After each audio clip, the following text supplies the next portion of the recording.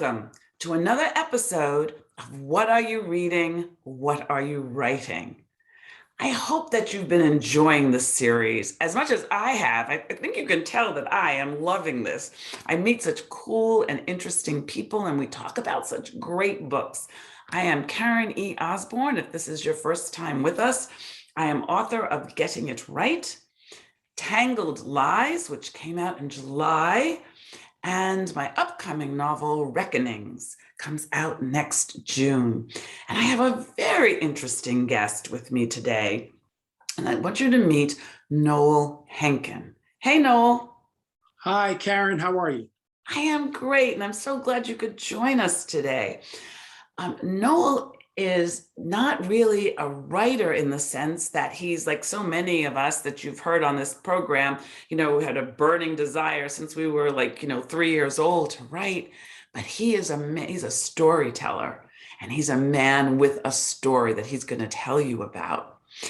The name of the book is After Dark, Birth of the Disco Dance Party. I feel like we should have music going on, Noel. Don't you think we should have a little disco music going? Absolutely. That'll make us want to get up and dance. Yes, it celebrates the 50th anniversary of the start of the disco craze. This is the first-hand account of how a group of young men helped ignite the most important cultural happening of the 70s, the disco boom. Unlike the movies that you've seen, this is this true story. Right. That's right. So tell us about it. Tell us how this book came about. Well, it was very exciting, and it was fortuitous for us because I started working in Midtown Manhattan, my first corporate job out of college, for Young and Rubicam, the big ad agency on Madison Avenue. And after work, I used to hang out with some of my friends who also worked in Midtown, a couple of guys, and we really didn't have any place to go that we felt comfortable and good about. They didn't play the right music. We didn't see people we knew. And I recognized that there was a growing number of young African-American professionals beginning to work in Midtown in growing numbers. And none of them stayed in Midtown after work. They went uptown or to the outer boroughs, to their own neighborhoods to hang out or relax and have fun with friends. So I saw an opportunity in Midtown Manhattan. And at that time, you have to recognize that Midtown was a center of commerce and business for New York City. It was not Wall Street. Wall Street didn't really amount to much at that point in time. It was really kind of a desolate area and not So much. what year? So tell our audience what year. What year are we in? 1970. Okay. 1970. It was a period of very high crime that also led to a lot of white collar workers leaving the city and creating a tremendous budget shortfall for the city. So they had very few police officers in uniform. Crime was out of control. The mafia was at its peak power. So people fled New York City, especially Midtown, after dark. And for those of us who worked there in Midtown, we recognized that we could create an opportunity to provide a social environment where the young emerging Black middle class could hang out and around folks with a similar set of experiences and shared experiences and feel comfortable and enjoy themselves. So we created discotheques with recorded music and spaces that previously had been either restaurants or nightclubs with big bands, live music. So, okay, wait a minute. So you created discotheques. Yes. So you guys bankrolled this yourself? You rented the space? What? We did both. Take a club like La Martinique, which some of your viewers may remember. La Martinique was a nightclub with live orchestra. They had people like Frank Sinatra and Zero Mostel. It was a supper club with dinner served. And they were dying on the vine because no one was hanging around New York City due to the high crime rate. So we knocked on the door and they were very happy to see us because we brought in a white collar crowd with lots of money in their pocket, dressed nicely. And we bought a state-of-the-art sound system, which was relatively new at that point in time. Big volume, crystal clear music. It was not attainable 20 years or 10 years before. But in 1970, 71, it was. And we actually opened the doors of our first discotheque in February 1971. And it started off a little slow and built up very quickly. And So how did the word get around? Word of mouth. In fact, we made a decision. There were 8 of us who were involved in this because we started out as a social club where we gave 3 or 4 dances a year and decided this recorded music was the way to go. We transformed ourselves into a business, but we decided that radio would be a bad idea, mass media, a bad idea, because there were so many bad actors in New York back then. We were afraid of the violence that they might bring into our space. So, you mean people who pay to play and that sort of thing? Well, no, not so much pay to play, which sounds like racketeering, but Yeah. It was more, we wanted to focus on the college educated, white collar, emerging Black middle class in Midtown Manhattan. That was our audience. We didn't want riffraff. We were afraid of just having everyone come. If you go on radio, 99% of the people are great, but that 1% you got to worry about. I see. Now, did you guys have bouncers? Yes, we had a bouncer. We paid a bouncer $25 a night. With 1 bouncer a night. I do remember, all of the parties that I went to, the house parties that I went to in the late 60s and the early 70s. And there was always a couple of guys who we didn't pay them, but they were like the designated bouncers to stand at the door, and make sure, like, who invited you? Yeah, So it was, started your discos and people started coming and it blossomed to how many? well, the recorded music sound was startlingly hi-fi. It was amazingly good quality.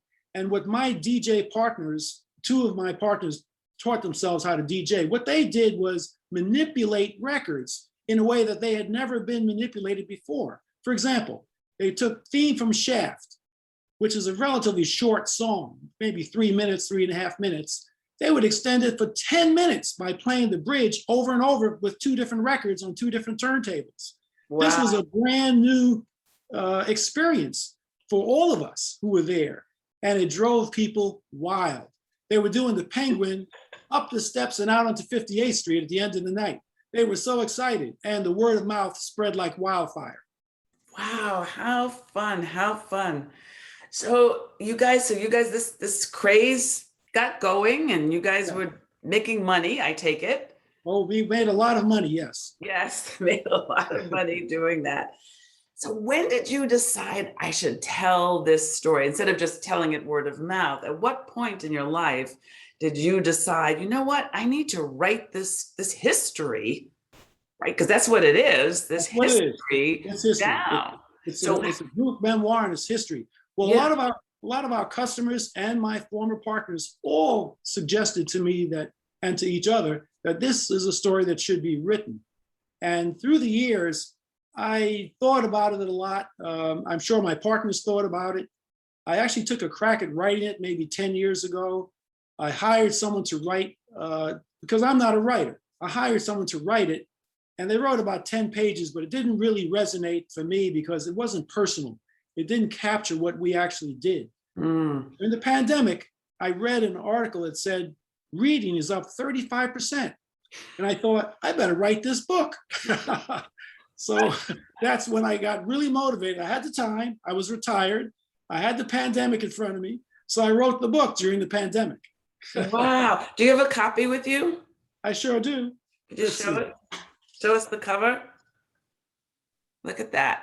Yeah. See, mine's on my Kindle, so I couldn't lift it. I do have a copy of Noel's book, and I've started it already, and I'm enjoying it. So After Dark, there it is. Isn't that cool? Yeah, these are the 5 of my 8 partners. 3 of us are not there. I'm not even there, but it was the best photograph I had. I love this photo, but 3 of us are, their pictures are inside, including mine. Yes, I noticed that a lot of the chapters start with a photograph. So it lets you really see the people. How fun is that? So did this experience inspire you to want to write something else? Well, I've been asked that quite a bit. I would say the jury's still out for that. since I'm not a writer, I'm more of a storyteller. And I do think about other things that I could write. The experiences that I had, for example, in the business world during the same time frame, because it was exciting. It was right after the Mad Men experience. That was more the 50s and 60s. I joined Young and Rubicam, then Ogilvy and Mather and Ben and Bowles. That was during the 70s, which was also a very colorful time, and a time when the glass ceiling emerged. And I saw some really reckless things done by corporate America that really are rather disgusting looking back at them. But should it be written by me? Possibly. There are a lot of other people who had similar experiences, but I haven't made a decision yet. We'll see if the bug has got you. So one of the things that our audience is used to with these episodes is also having our writer guests recommend something to read. And so do you have something that you could recommend to everybody that they might enjoy? Sure. Well, I'll tell you that there was a gentleman that came to our club several times by the name of Russell Simmons. You may have heard his name. He was a pioneer in the hip hop culture movement. And he used to come by our discotheques to try to get us to play hip hop music. He had records he kept in his trunk.